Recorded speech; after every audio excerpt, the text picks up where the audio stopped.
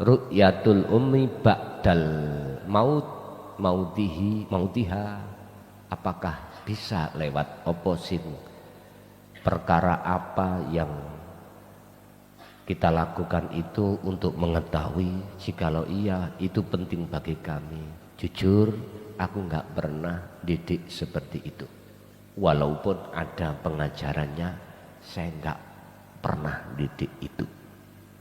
Jikalau kau ingin tahu itu, golek kiai liya. Wis, jawab aku tegas. Ya, terima kasih Gus. Assalamualaikum warahmatullahi wabarakatuh. Berkenaan dengan materi, tadi ada makalah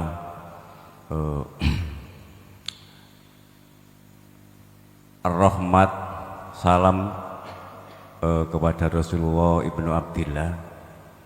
Apakah itu penting?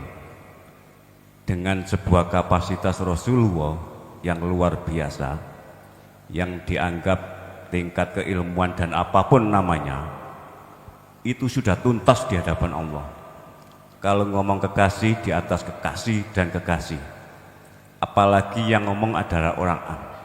Berarti rahmat terucap kepada Rasulullah SAW. Dan saya melihat di semua mukadimah jenengan itu nggak pernah ada makalah itu. Itu yang pertama. Yang kedua, tadi sekilas ngomong soal kematian. Ketepatan Jumat kemarin ibu saya dipanggil Gus. Pertanyaan saya ketika saya masuk di hakikat seperti ini, mengetahui ilmu dinut tauhid seperti ini, ketika saya ingin melihat rohania ibu saya itu masuk ke kegelapan atau ke terang benderang, itu bagaimana? Apakah ada ilmu yang jenengan bisa praktekkan bahwa mati yang sekian detik itu, sekian menit itu, apakah ada cara seperti itu sehingga saya bisa melihat rohania ibu saya itu kemana? Ini penting. Kalau bisa malam ini saya ingin Gus. Yang kedua, yang ketiga, iya Gus, tadi mempertegas soal semangatnya jenengan ngomong bagaimana biaya politik ini terlalu tinggi.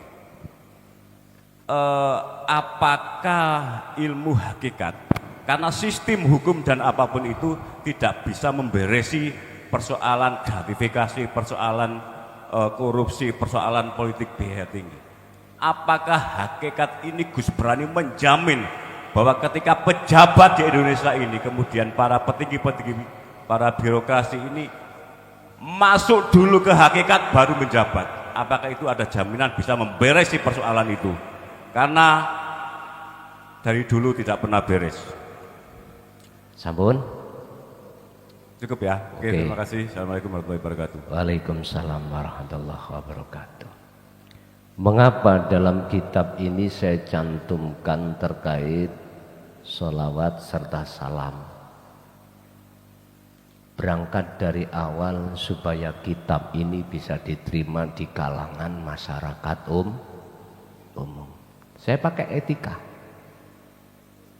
Tapi dalam pencantuman wassalatu wassalam, hati kita harus kembali kemana? Paham? Itu.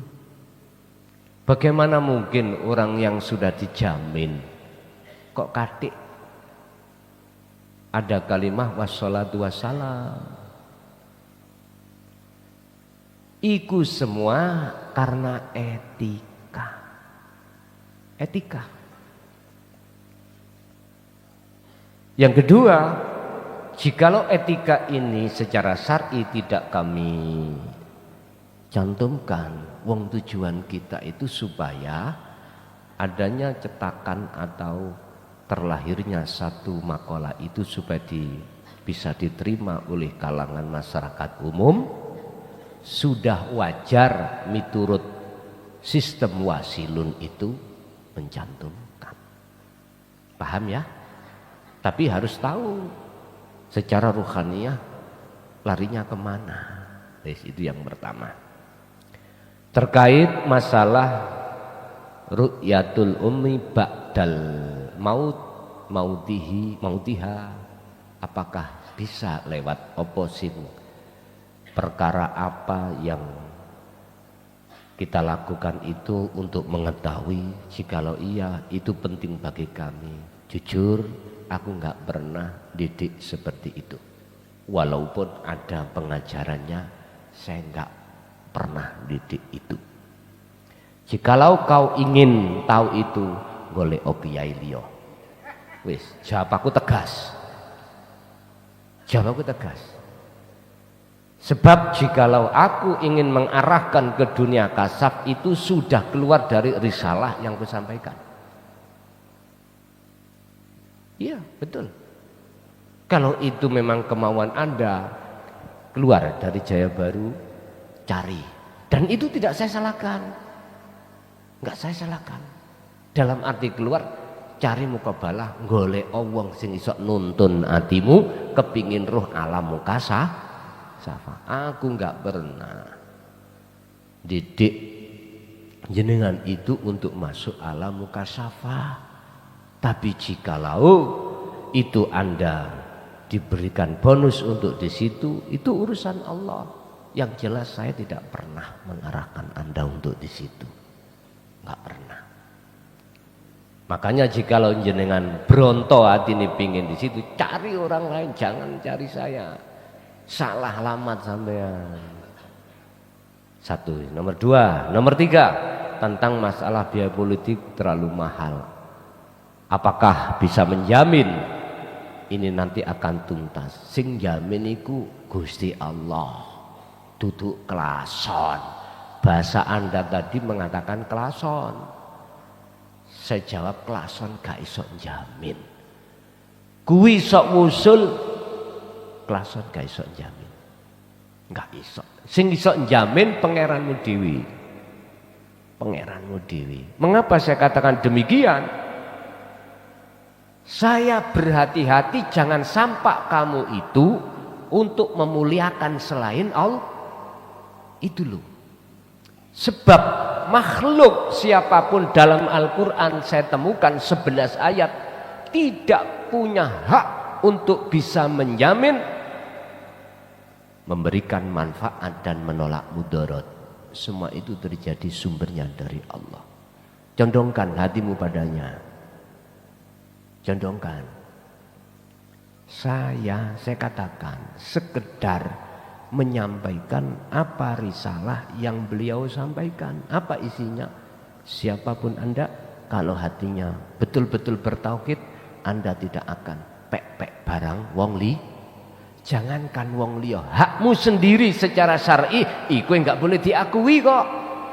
Ini di dalam petunjuk dinu tauhid seperti itu.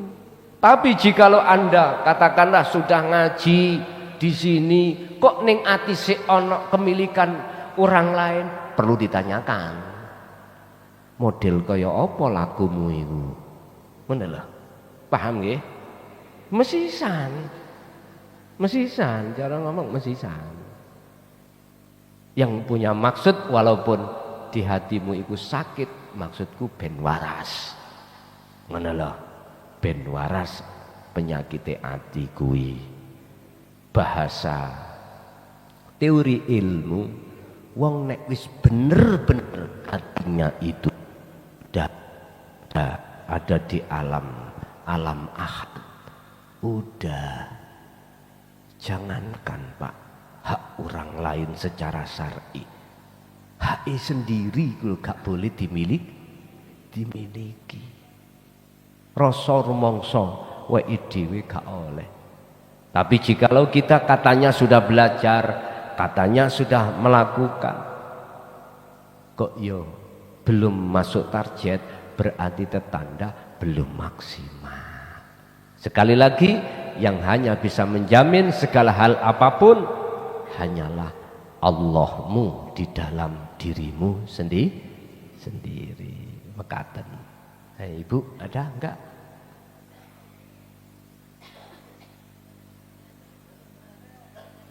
Cukup? Pun wonten mawon. Al-Fatihah. Bismillahirrahmanirrahim.